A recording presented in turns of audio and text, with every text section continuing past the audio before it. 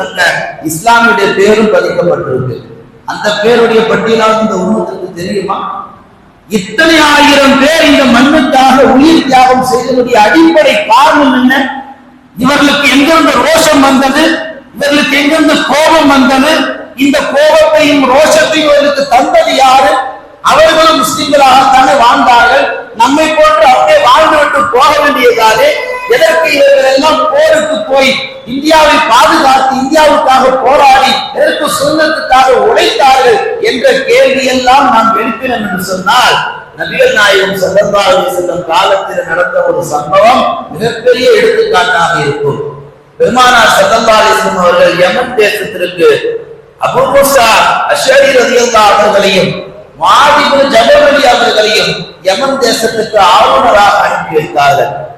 ஆளுநராக அனுப்பி வைக்கின்ற பொழுது நபிகள் நாயகம் ஸல்லல்லாஹு அலைஹி வஸல்லம் அவர்கள் என்ன சொல்லி அனுப்பி வைத்தார்கள் தெரியுமா?